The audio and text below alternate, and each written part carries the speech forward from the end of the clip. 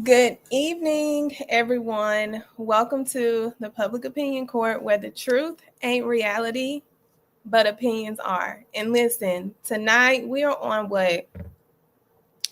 day 15 of the Freaky Rico trial. And let's just say today was the day that reality kicked in for Diddy. Reality had to be kicking his ass today. So, if you are new here, I am Attorney Anderson. I created the Public Opinion Court just to have a safe space for individuals to get the reality of a real legal breakdown and also add reality to opinion so that the public can understand that, yeah, the reality, people don't care about the reality. They just care about their opinions. Outside of me creating the Public Opinion Court, I am a former prosecutor and former municipal court judge. So listen, I got the experience. I get it. I know it. I've lived it. I've breathed it. I'm never going back again. I am done with that side, but that's why I'm here with the Public Opinion Court. And I'm excited to be here tonight because, listen, clock all day long. They got clock. And let me just say, the lead of Diddy's legal team, Garagos or whatever his name, sucked. He does not need to do any additional cross-examination. He just needs to let the other individuals handle the case from here. Because what he did today, I'm like, you want him to get locked up. So let's get into the hot topics though. And as you are coming in, remember to like and subscribe to the YouTube channel. If you are not subscribed, make sure if you are that you are liking, because we got to get that engagement up tonight. But let's get into the hot topic, because this hot topic, I know everybody has had their ears and eyes glued to the streets. The parlays have been parlaying. People have been betting to see what is going to happen with Anton Massey. Anton Massey, of course, is one of the escapees who escaped from the New Orleans, Orleans Parish Jail. And listen, he said, y'all ain't gonna catch him. He said, y'all ain't gonna catch him. Like, so don't even try. Like, wrap it up. Go on about your business. This ain't for you. Let him stay free because y'all lied on him. Because that's exactly what he says. Like, y'all lied on him. He said New Orleans PD has been setting him up along with the DA. So he recently, who is Mark? Mark who?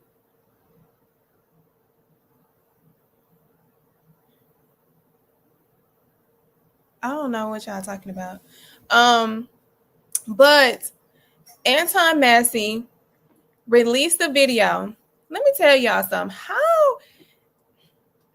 Whenever an individual on the run can release a video and y'all still can't catch him, y'all still can't catch him. Okay, let's get into the video, because I'm 100% sure y'all know what Anton Massey has been doing. Months. All right, 6 months, something like that. I was in there for theft of a motor vehicle, and domestic abuse involving strangulation. That's what I was in Orleans Parish for. Okay, but before I was in Orleans Parish, I was in a jail called St. Tammany Detention Center. All right, St. Tammany Jail here in St. Tammany Parish. There's two different parishes, Orleans and St. Tammany. Okay, today what I want to talk about is that I was on second-degree kidnapping, second-degree rape, domestic abuse, battery involving strangulation, domestic abuse, battery, violation of protective order, right? On this woman right here, her name is Diamond White. That's her name. This is a district attorney drop form right here. And she's not a child, she's an adult, a full adult. I was dating this woman. This is a legalized affidavit saying all allegations against me is false. You remember, all allegations against me is false. I was nowhere around her or none of that during the timing of the date, which was November the 10th of 2024. Okay, so I was in St. Tammany, right, and I was on a regular domestic charge, right. So they put a parole hold on me because I was on a domestic charge. So with that being said, is that once that occurred, and the charges was refused or whatever, they shipped me to Orleans Parish where I had more open charges. It was the theft of a motor vehicle and the domestic abuse, battery involving strangulation.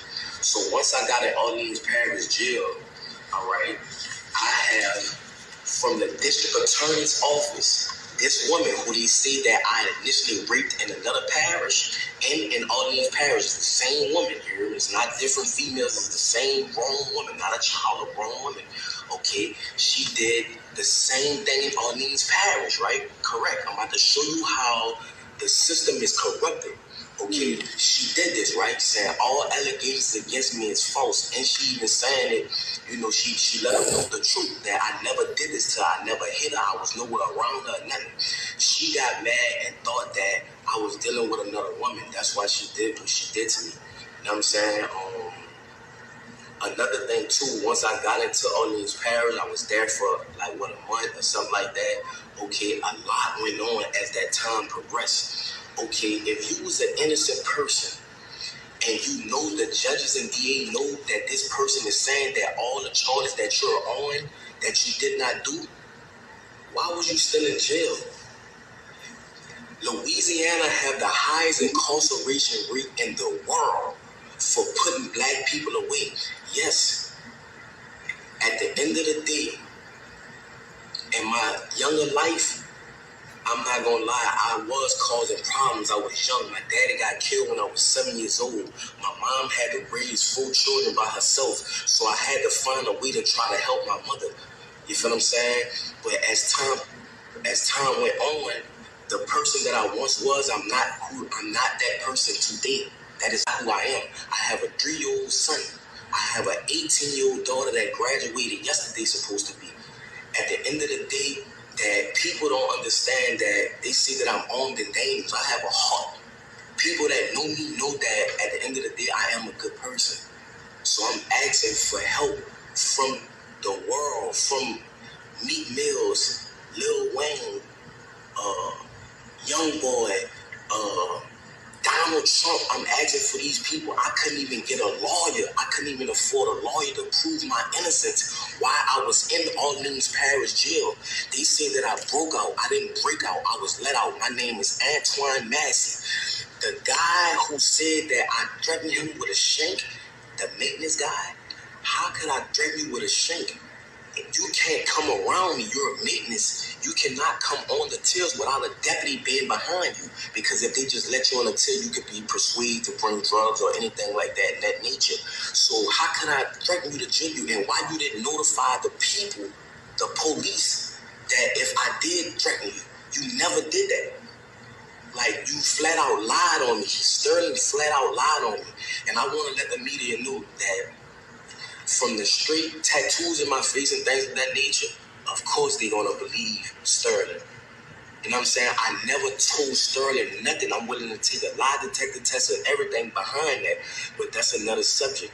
Orleans Parish is one of the corruptedest jails. That in St. Tammany Parish is the corruptedest jails in the state of Louisiana. Why was I even incarcerated with a woman saying that this never happened? This is this woman's name. This is the charge, domestic abuse violation. This is about the shit in St. Tammany. Why was I in Orleans Parish? Why was I even in jail? That's what I'm trying to show y'all. That's why I left the jail. And they have a lot more brothers that's innocent, just like me, that's trying to prove their innocence. That's why they ran. Jason Williams, the sheriff, Susan Hudson, these people are corrupted. These people was talking to St. Tammany and telling St. Tammany they gonna sentence me behind this.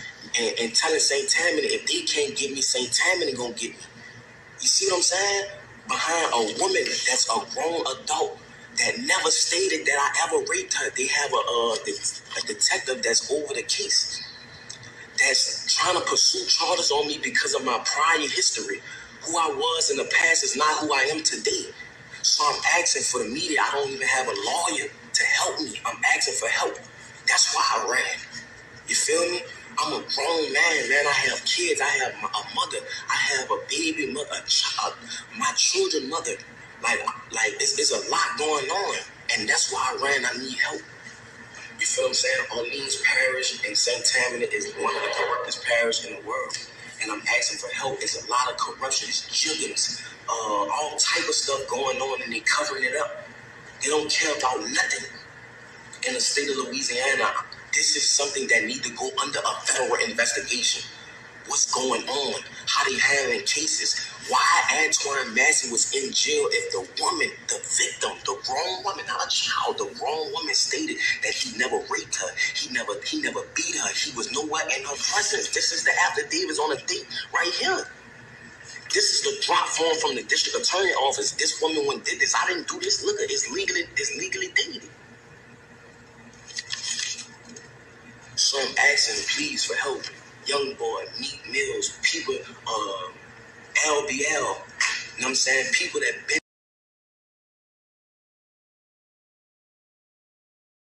So I just wanted to use this as a hot topic because Anton Massey has made several allegations of wrongful prosecution at the hands of the district attorney's office in New Orleans, as well as the deputies, as the sheriffs, all of that.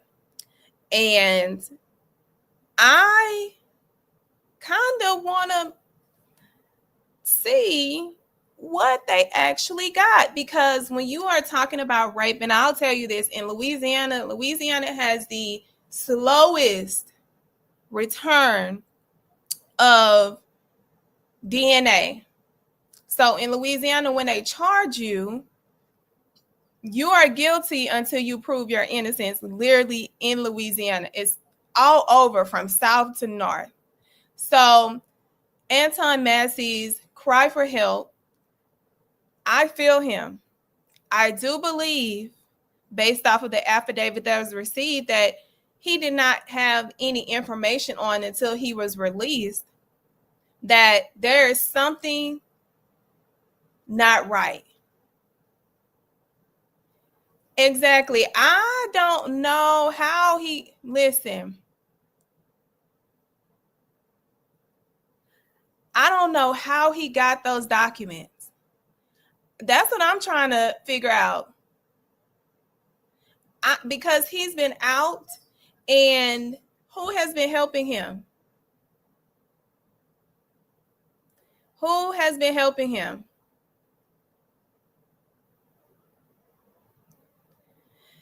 Yeah, it's not looking good. Like with him leaving, it made it worse. But he said he ain't leave. He said they let him out. He said the boy that talking about he pulled the shank on him, let him out. He's lying. So y'all, this is like Prison Break. Like this is like something that is going to be a freaking movie. Because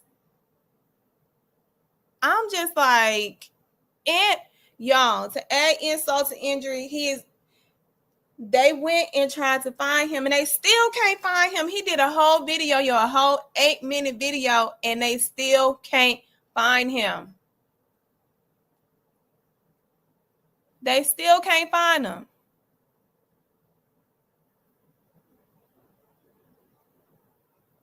How does that make sense?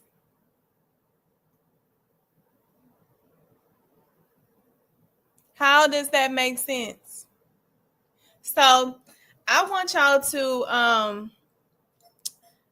I wish they had like some kind of his aunt would do some kind of like donation fund, because if he is talking about he need a lawyer, you know how many people would donate to him to his legal fees, because Louisiana is corrupt, y'all. Louisiana, if you want to go away forever with no evidence, go to Louisiana or Mississippi or Alabama. Go to them three: Mississippi, Louisiana, Alabama, and I'm gonna say South Carolina. Go to them 4 states, because let me tell you why. They were the hardest on African Americans during our unintentional. We ain't asked to be here. So their laws are still trying to make African Americans suffer. So it's going to be a movie. I don't know where he at, but he definitely got a lot of info, DJ, and he's still collecting information. And I'm going to tell you like this. They got some explaining to do. They got explaining to do, because y'all didn't tell this man that woman had that affidavit that had went and wrote it and it got signed. We do need a petition for him. Maybe I should reach out to his auntie and say, hey, start something. Start it, auntie. You already putting belt to ass. Start it. So that's the hot topic. They still ain't found him. He playing in their face. I'm just like, they didn't raise the reward to $50K. They can get him that $50K so he can get a lawyer. I'm gonna reach out to her. I'm gonna reach out to her. I'm gonna slide in her DMs or her TikTok M's or whatever M's. I'm see if I can find her email. Yeah, because justice needs to be served the way justice is supposed to be served in this matter. So that is all we have for the hot topics. Are y'all ready to get into today's tea? If y'all are ready to get into today's tea, I need y'all to put a thumbs up in the chat, because y'all, today and y'all, I have not said this. This is day 15. I have not said this. Today may have been the day that it's sunk in for Diddy that he's done. He's done. And don't let nobody try to convince you otherwise.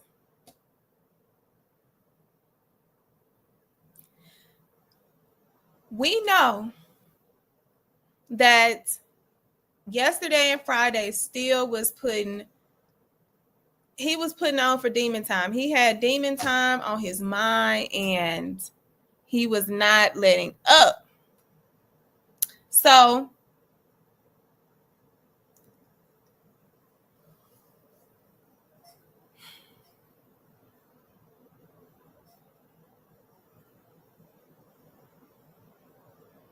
I had to have a moment of silence, because we had Eddie Garcia and Derek Ferguson. You want to find out where the bodies are buried? Follow the money. Follow the money. And today, the money got followed, got delivered, got withdrawn, got deposited, got wired, got rewired. Baby, that enterprise is cooked. When I say cooked, I'm talking about every entity. Every entity.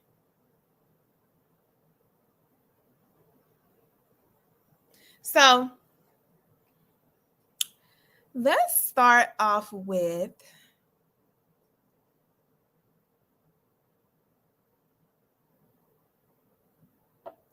Mr. Garcia. Mr. Garcia, y'all remember the individuals who were bribed? I think they got bribed by Diddy for that money. Y'all remember that video? Y'all remember that video? I'm not gonna play it because it's just too, it's triggering. Y'all remember that video? Y'all remember it went away. And y'all was like, shit, how did it get out? It disappeared because of Eddie Garcia. So make sure y'all are liking. So let's go into his testimony. Sassy Cassie. So Eddie Garcia testified that about the 2016 incident at the Intercontinental Hotel. Initially, he did not recognize when the incident happened. He did not recognize who they were. So he didn't talk to anyone. So he reviewed the cameras.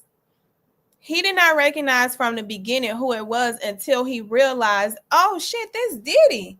Oh, that's Cassie. And he didn't do his job. His job at that moment was to report.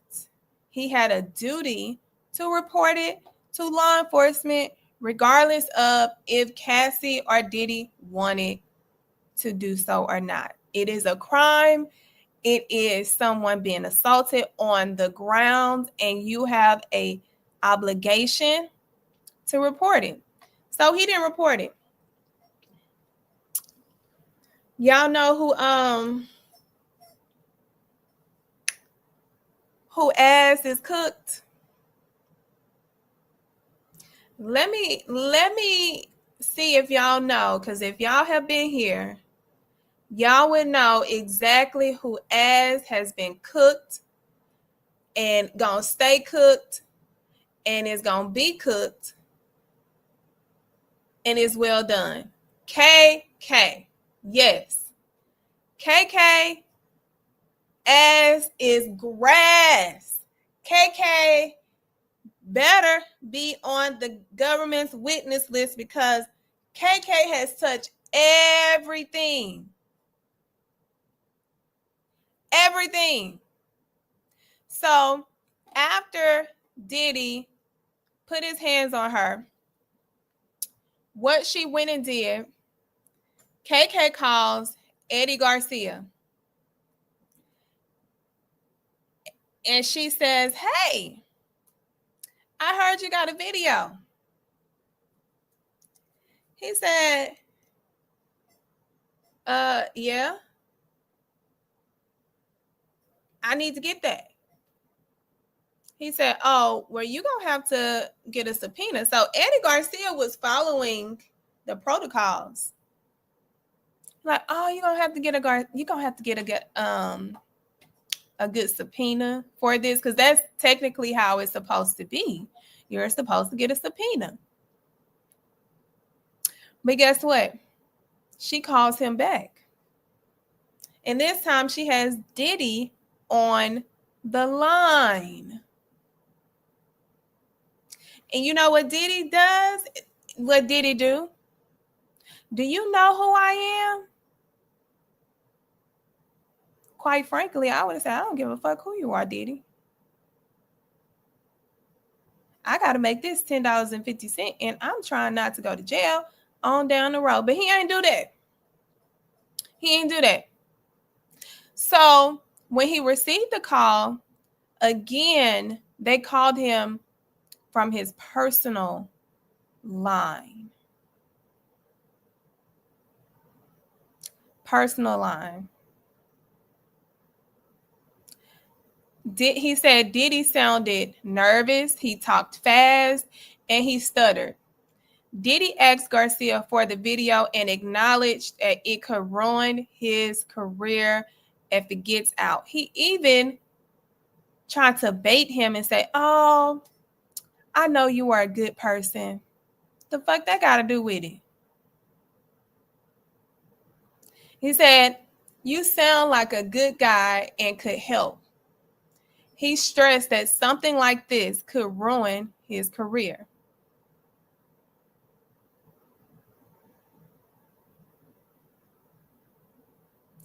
KK is finished if she does not testify. If she does not testify, she is getting tried next. Just like Epstein's wife, KK, I don't care if you're not married to him, girl, you are cooked. You actually burnt. You burnt. So after Diddy called, like they called him twice, then called his personal line. Oh, I forgot to mention, after the first call, guess who shows up to the hotel? KK. She brought her ass down to that hotel as if anything was going to change. And they told her the exact same thing. So that's when she calls with Diddy. And they say the same thing. And somehow she gets his personal number. Like,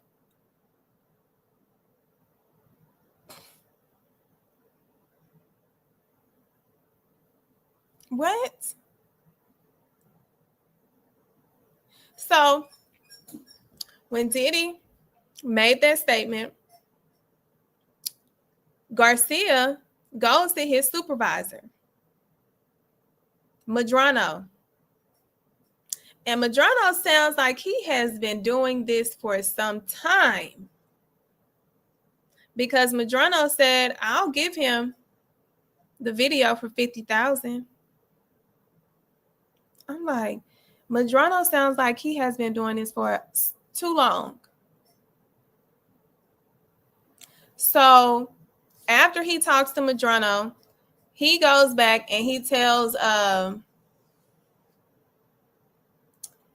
Diddy and KK that, you know, they can make it happen. They can get the video. He, of course, downloads whatever, puts it on the jump drive, deletes the other, any possibility. So we thought. And they have a meeting. Yeah, they meet up.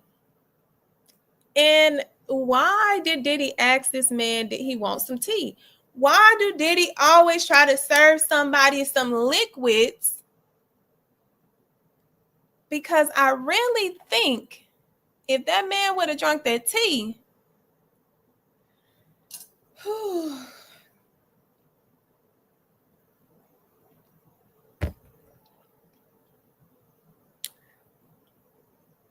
good thing he ain't drinking. That's all I'm going to say. So they meet up. He gives him, he sits down. Why did Diddy ask for identification. And why did he take a picture of these individuals' identification?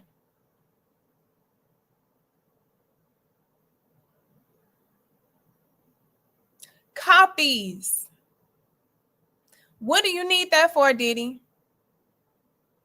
Oh, blackmail, receipts, just in case.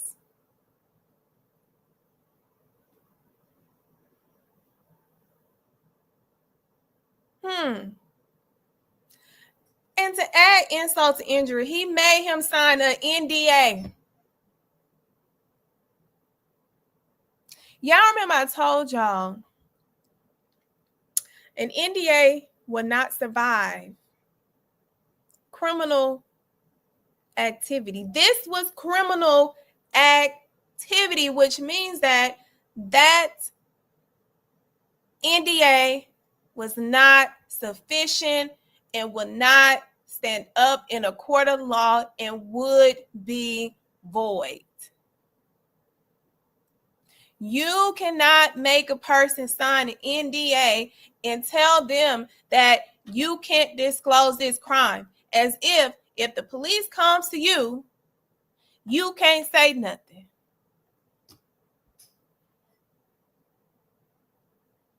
He says, oh, I didn't even read that NDA. I just signed it. And let me tell you how egregious it is. It included a $1 million liquidated damages clause for any breach. As if this man in 2016 that was making $10.50 an hour had $1 million just laying around.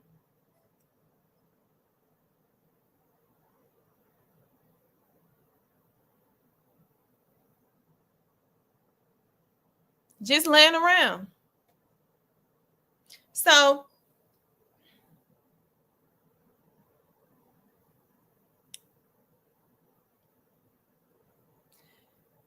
in the handoff, Diddy had the money in a brown paper bag.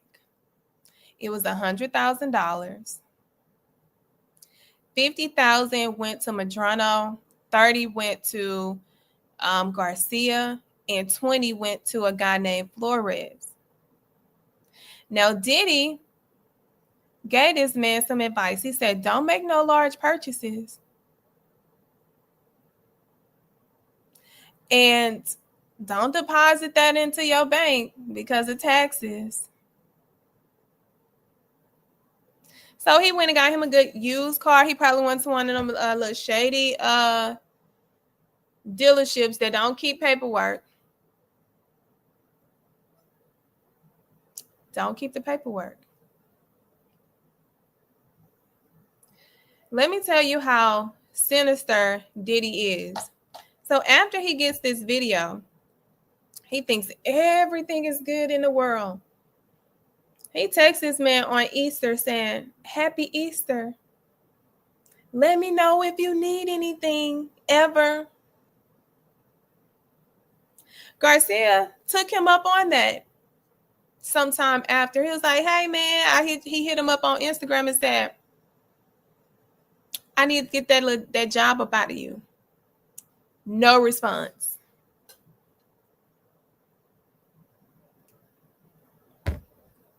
Diddy had got what he got and what he needed. So when he gets where he needs, everybody else is disposable.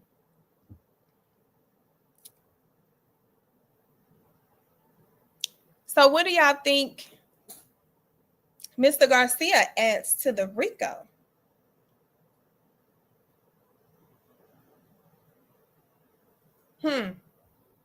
What do y'all think? Let's get them likes up. Let's get them likes. We got almost 200 people in the room.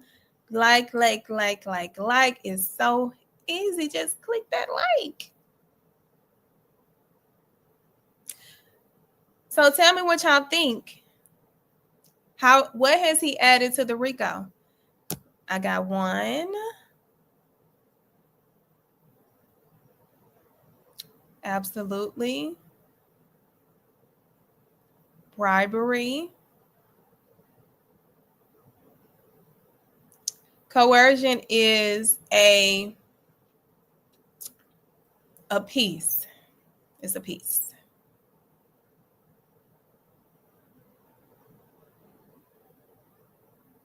So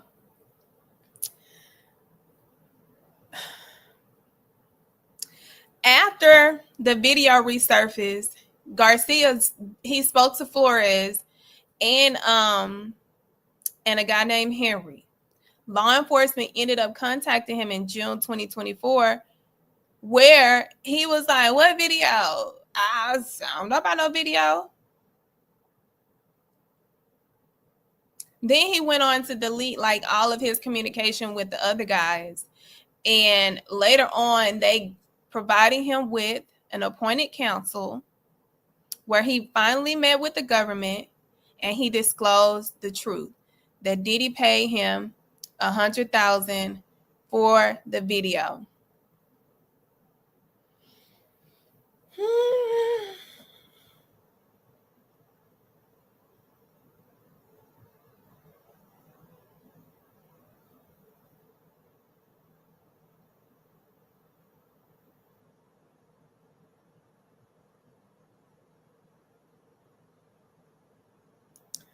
He going to jail.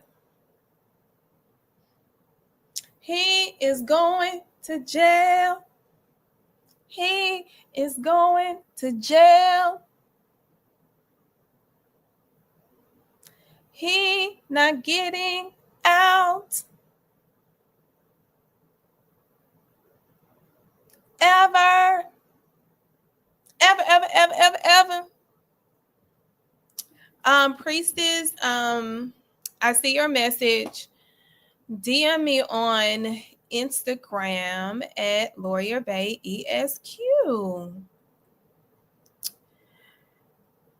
let's talk about what crimes do the videotape cover up apply to. It applies to obstruction and a cover up. Receiving $100,000 in cash for the video is suppression. You are literally tampering also. You are trying to obstruct justice from happening. Making someone sign an NDA with a $1 million penalty is interfering also. Use of his enterprise. His team coordinated. KK, not only did she call, she came down, she called and called again. He's using employees to help suppress the damage that would be caused to his image.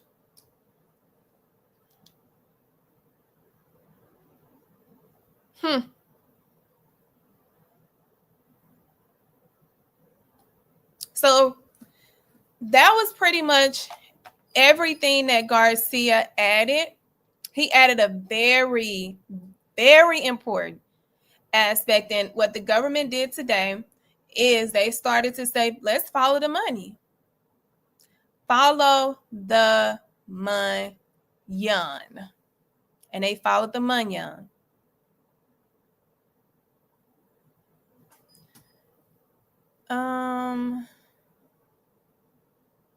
So now it's time for Mr. Derek Ferguson, the money guy. The money guy. Like the song that came up in my head, y'all, was with Dion, must be the money. Must be the money. That song came up instantly when I realized who was on the lineup for the government today. The government said it's time to show the money. And they did not disappoint.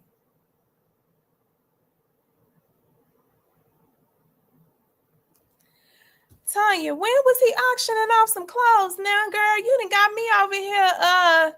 Now I want to know. You can't just put that tea out there and not tell us. When was he? Girl, you listen.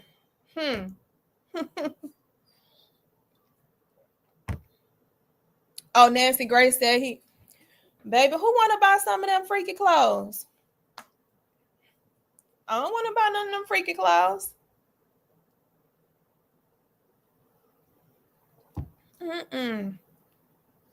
Them some freaky clothes. Let them freaky clothes stay with them freaky clothes at. And let them freaky clothes be with them freaky clothes be. The freak outfits. I ain't trying to buy no freak outfits.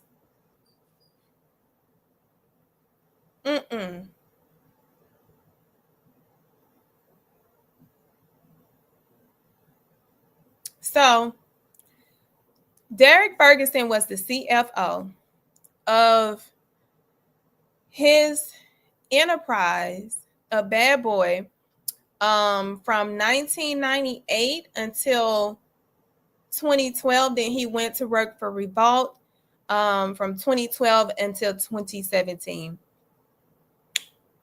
I'm going to just tell y'all now, he ain't a co-conspirator.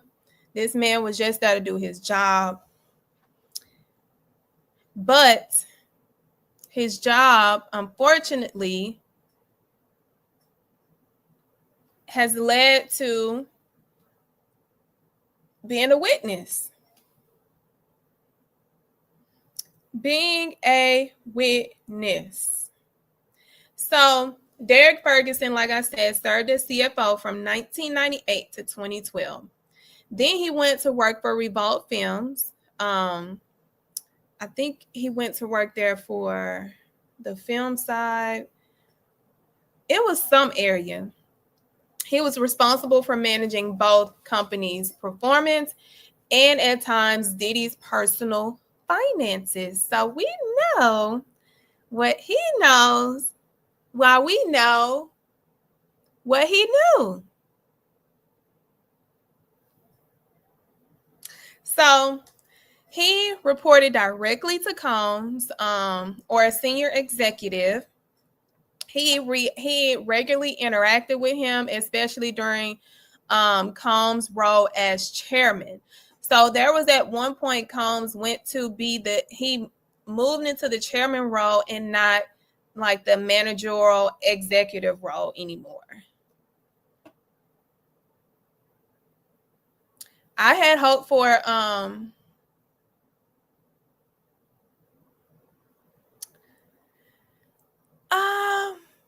Tanya, I think that can be true, because when you're talking about a CPA and lawyers are two different things. Like if he said a lawyer, I would have been like, yeah, you knew what was going on. You knew what was going on.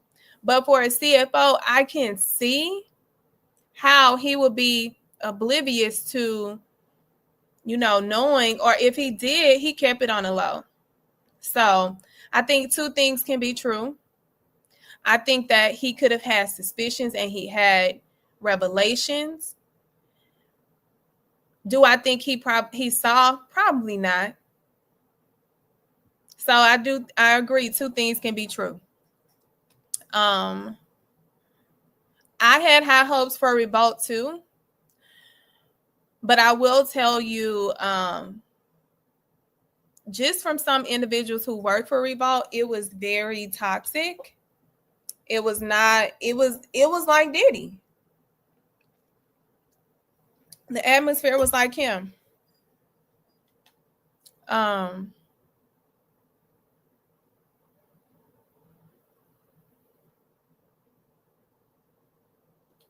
Yeah, that's why I said, Mark, don't let Mark ask no more questions.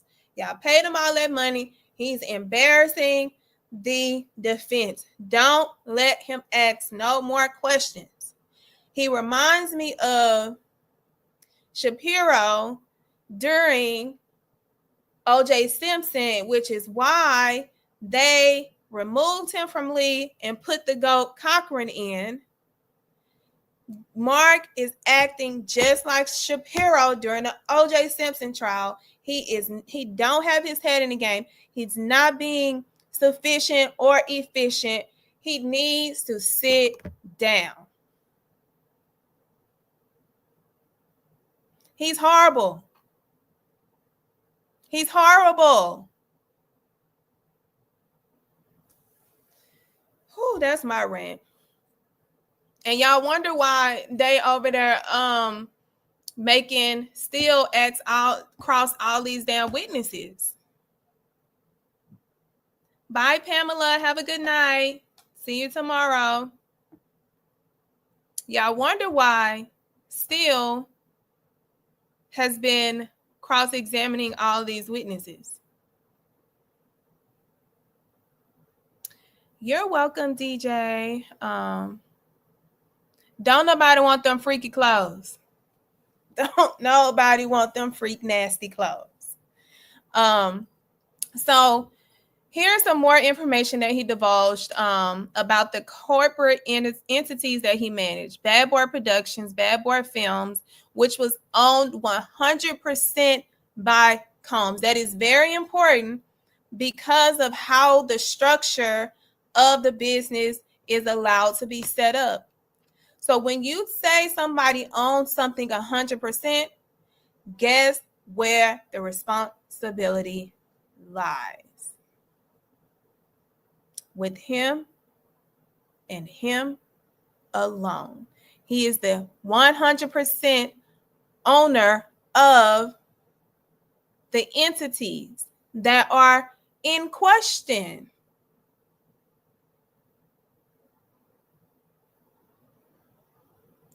He also managed brands like Airster, Warner, Sean John Clothing. He talked about how Diddy would get paid because that's why I said the 100% ownership is very important because you can either have it under an escort or you can manage it as a regular entity. And we know escorts are primarily used for tax purposes. So sometimes he would get paid through distribution or corporate salaries. That's why him owning it 100% allows him to dictate how he can pull money from the entity.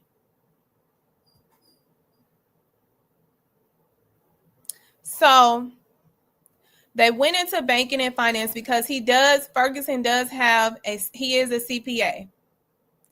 Ferguson stated that him and Diddy had signatory access as well as Diddy over the corporate accounts. He had access, he could access the digital, you name it, from Citibank to Signature Bank. He had access to. That's what the money guy do. Like, he has access to these entities. So they mention he used LLCs like 207, which is a New Jersey property, for various financial flows. I'm still trying to figure out what kind of flows that you're trying to do, Diddy, with them properties. What kind of flows? They said that the company, they had credit cards for executives for American Express.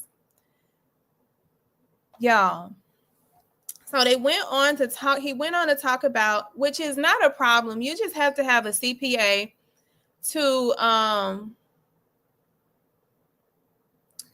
to identify when you are using your card for personal use. They got to go in and properly place or pay off based off of the account that is supposed to belong to. So that was a lot of that going on. A lot. And then they went into cash flow payments. They said Ferguson oversaw payments made in cash, petty cash advance, or advances where no Amex was available. So what he's essentially talking about is the individuals that did not have access to that credit card because they were not in of authority or identified as such in order to have that access or that power.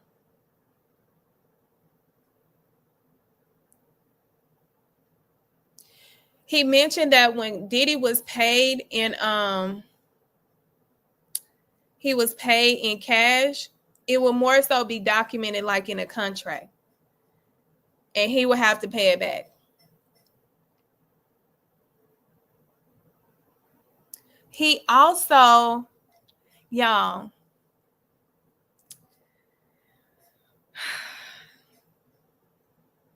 security. He mentioned D-Rock, Paulie, Roger Bonds. He mentioned those security personnel who carried large amounts of cash that they was not supposed to. They was not supposed to. Y'all want to know? Y'all want to know what came out today? That I said, oh yeah, he ain't coming home. He ain't coming home.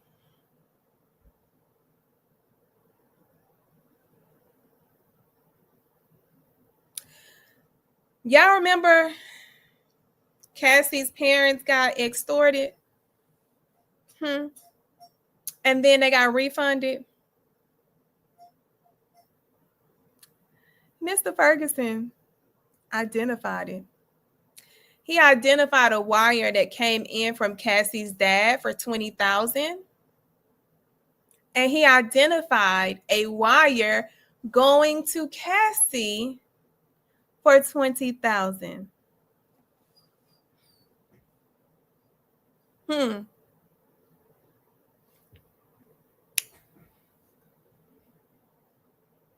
Is he done or is he done or is he burnt?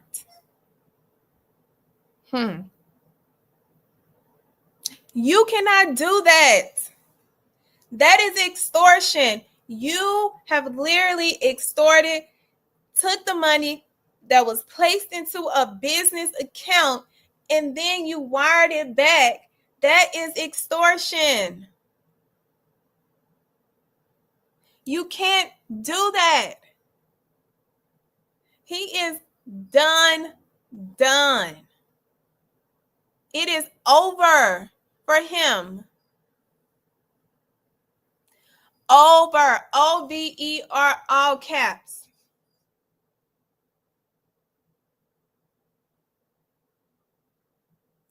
It's giving Rico. That's what it's giving that. It is that. It is totally Rico. We need a choir.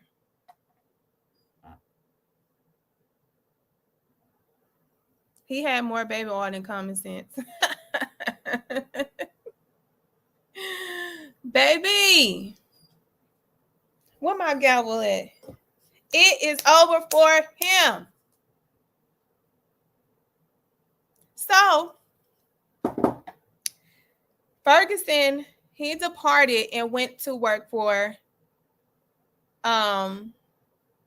Revolt Films as Chief Growth Officer at Revolt. He served in that role from 2017 until October 2017. No, November 2017, and he left. The prosecution asked, was there any occasions from 2017 when you left that Diddy would reach out to you? He was like, on occasions, there may be a Merry Christmas or something like that. But, it wasn't anything of significance. They said, when was the last time he reached out to you?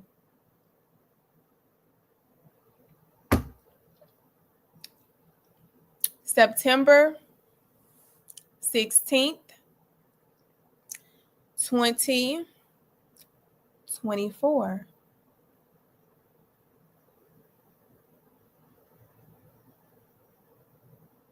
Do y'all know the significance of that date? I'm going to let y'all think about the significance of that date. But Diddy text him, hey, man, how you doing? I'm in New York. Can we meet up? I need some advice.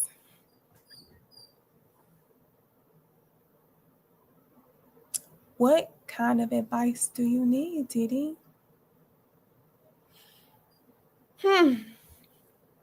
So are y'all still trying to figure out what the significance of September 16th, 2024?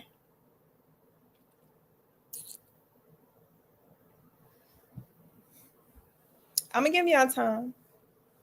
While I'm giving y'all time, I need y'all to go ahead and give me one of them likes.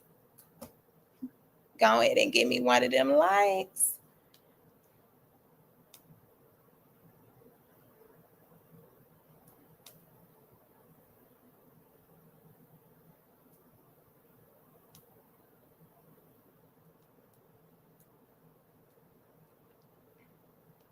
Now somebody said ChatGPT. Now somebody said ChatGPT. You will. You are a mess. Yes, the day he got the night he got arrested. The night. So explain to me, why was he trying to meet with him on see, he didn't know he was going to get arrested.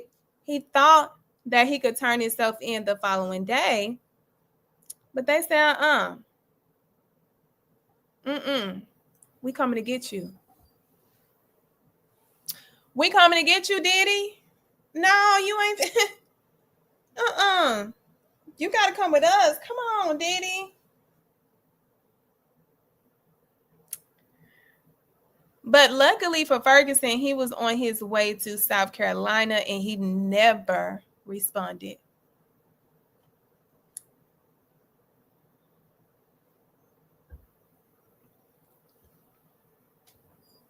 Never responded. Y'all. See, Diddy is the kind of client you hate and you love. You hate it because they do dumb shit like that fucks up the case. You love it because he has endless amount of money to pay you to fix his fuck ups.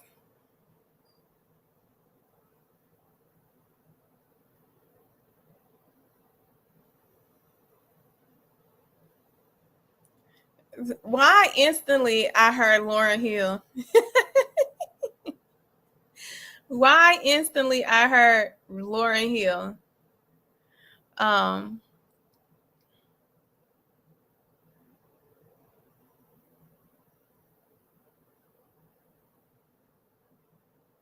Endless amount of money. So let's talk about some of the potential crimes that were identified. So the use of his LLCs as shell structures and movement of cash may raise money laundering red flags if transactions were not reported. We already know, based on Mia's testimony and Capricorn Clark, he would receive these large amount of money when he would go overseas and never report it, which means that you're not only violating that country, but the United States. Not to mention, you are also, hold on. You are also walking around with large quantities of money. And like that $100,000, like that $20,000 extortion, that is money laundering. Whenever you transfer something more than $10,000, that is a crime.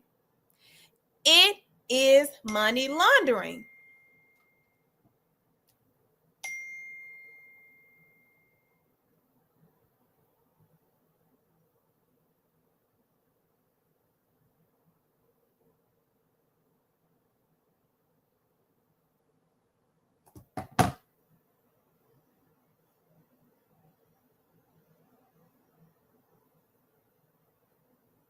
I do my Amazon page. I have an Amazon skincare page where I, let all the girlies know about what I use on my skin. So thank you.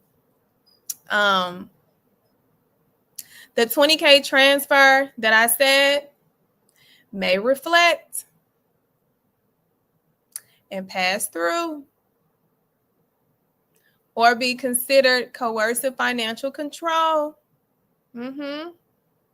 Ferguson's testimony also helps clarify internal control weaknesses, reliance on informal cash systems, and personal professional financial blending.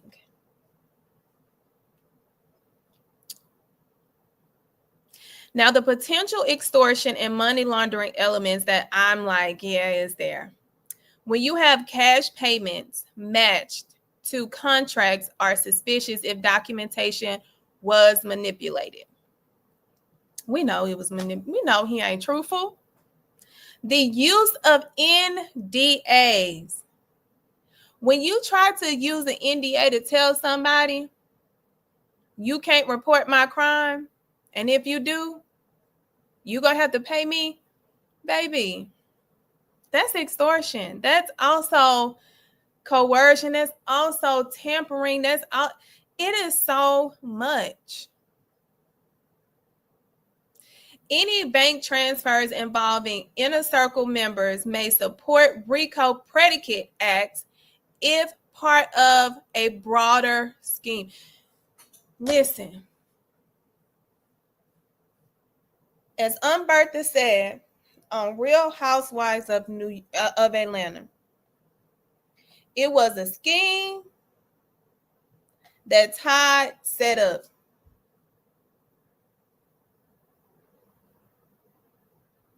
It was a scheme that Todd set up to bring us the bullshit. It was a scheme that Diddy set up to bring us the bullshit.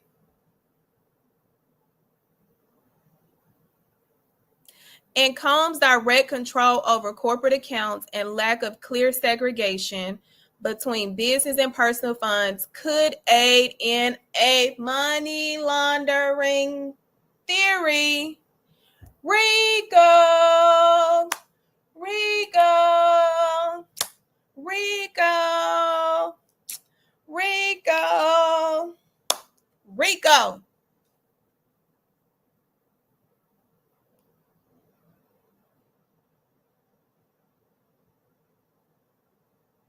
think this is the last one. Yeah. So let's talk about what his testimony, the elements that his testimony goes to in the counts. Now, his testimony, hold on. Did I?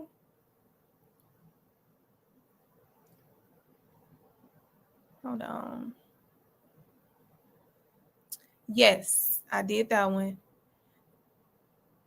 What his testimony aids in is it describes Diddy's full ownership and control over companies like Bad Boy Productions and Sean John.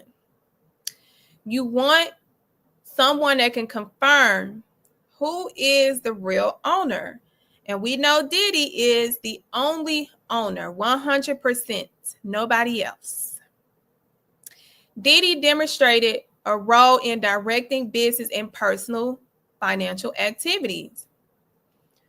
Because Ferguson had signatory power over multiple bank accounts, he know where the money was being moved.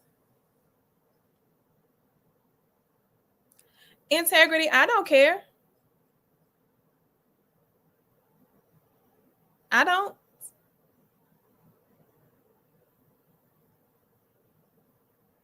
What you think that's gonna do to me? What you think you telling me that something that annoys you is gonna do to me? That's a personal problem that you need to take up with self. And you wasted like 40 characters telling me that. Just rude.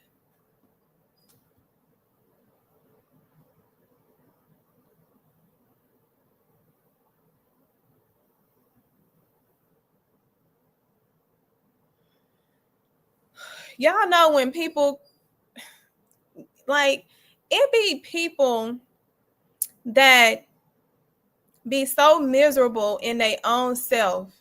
They got to identify something to annoy somebody and try to make somebody else have the same miserable energy that they have.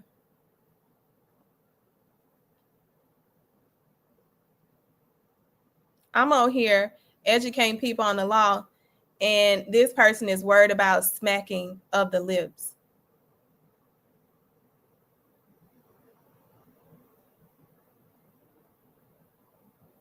So back to me educating the law and not educating negative energy. One, when he noted that there was an internal transfer of the $20K to Cassie's father, that was another slam dunk. Where my gavel at? They just kept hitting the gavel today.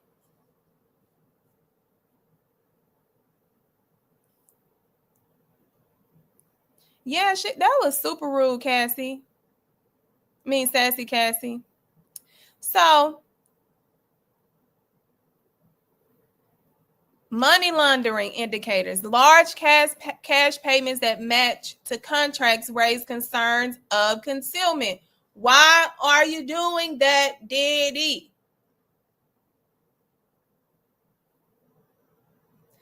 Intermingling personal and corporate funds aids in money laundering theory. So, what predicate offenses were identified?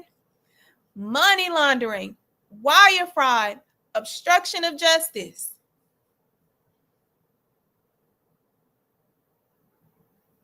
Which means it's over for you, Diddy. So the testimony today, because y'all know I like to sum it up. Y'all know I like to sum it up for y'all. All this in 3 weeks listen, and they ain't even done. They ain't even done.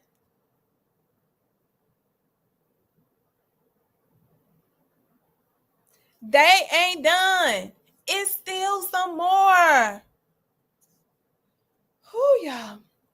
So, just today alone, they have slammed the door on the enterprise, the existence of the enterprise, who was the head of the enterprise. identify a pattern of racketeering activity.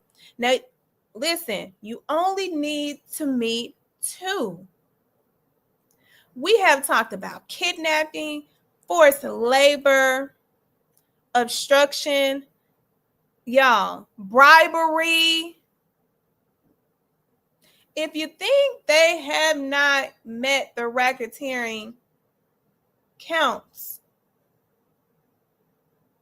we got to go to the doctor. We got to get your brain checked. We got to see what's going on up there.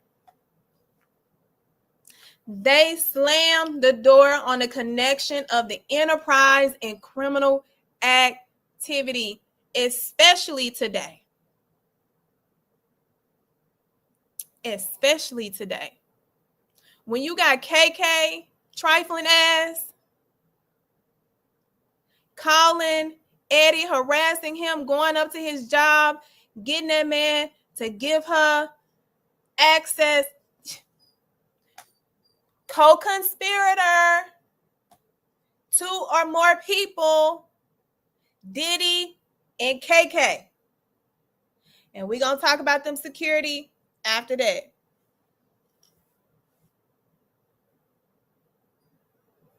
So, on top of that, today, witness tampering, when he paid this man and told him not to say anything and then made him sign an NDA.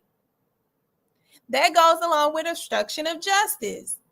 There was extortion, money laundering, bribery, Rico. It's over, Diddy. It's over.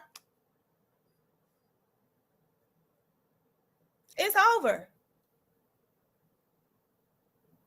And we are only on week 3.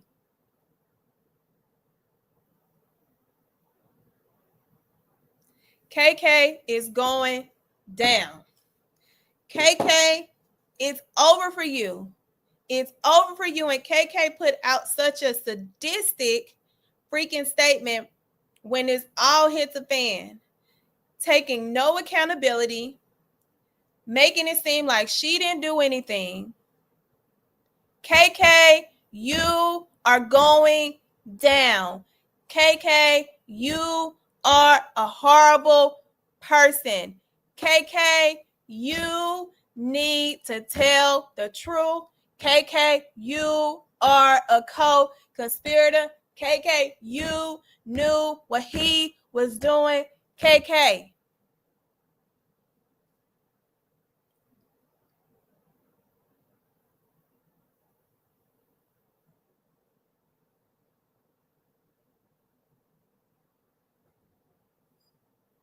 KK, you're going down. Roger Buns, you're going down.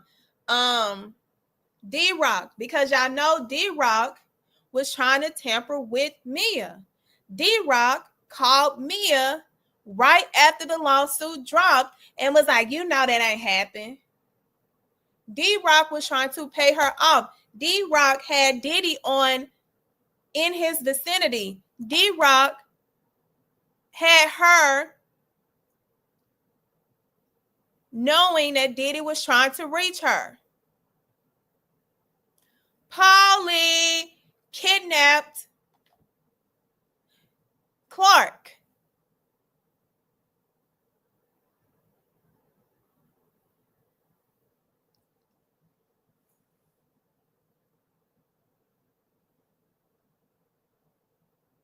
Dang, I put the wrong person in timeout. Good Lord, I put the wrong person in timeout.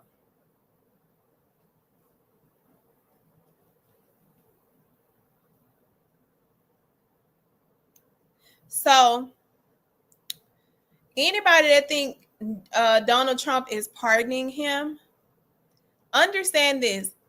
Diddy went on a campaign against Trump. When Trump, what was it, 2016, also 2020, he went on a campaign. If you think he's going to pardon him, Think again. And even if he do, y'all, justice was served. If the jury finds him guilty, justice was served.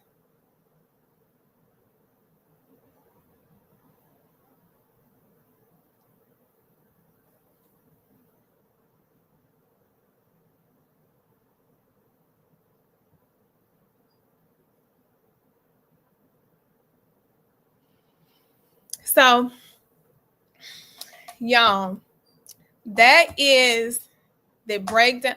He ain't even, Trump did not assist Epstein, and he was in office during the Epstein debacle. So, and he was at Epstein house. They was friends. Yeah. So, today was very interesting. Today was great for the government. Today was horrible for the defense. They got their ass kicked. And I mean, Greg embarrassed the hell out of them today.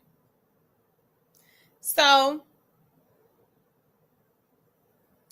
I did not say if he gets pardoned, justice is served. What I stated, Frankie, was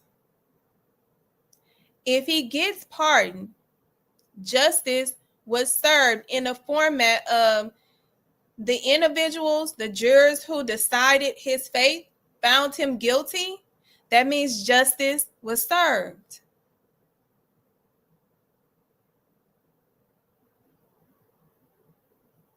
I said it right.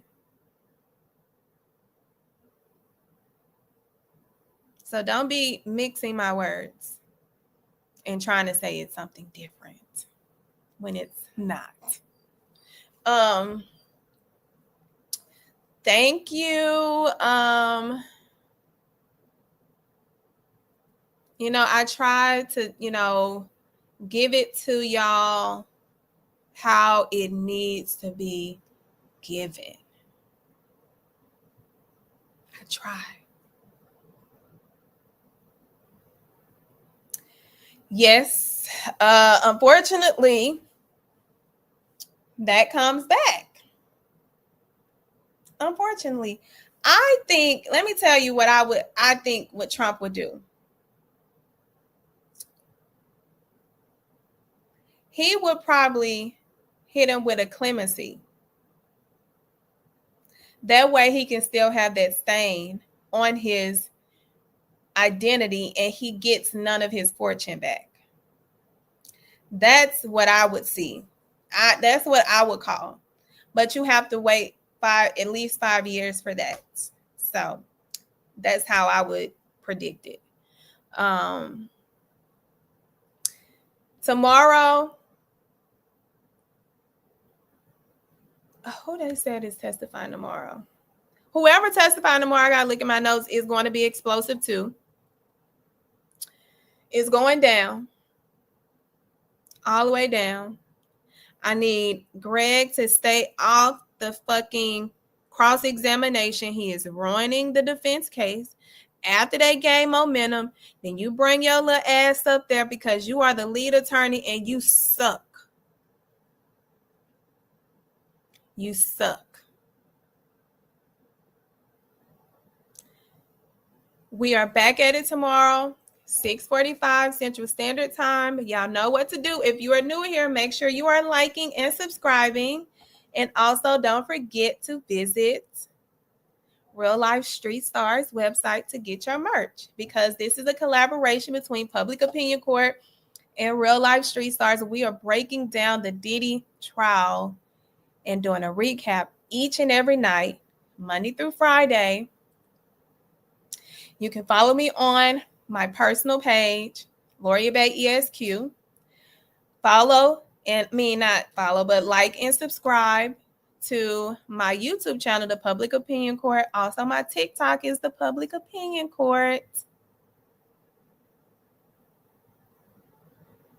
And my fan base. which I'm going over there for 8:30, where we do the after dark, and we just, we let our hair down at the public opinion court room, and we just dive into it. I let people ask questions. It gets real comfortable because it's a chat. It's a chat.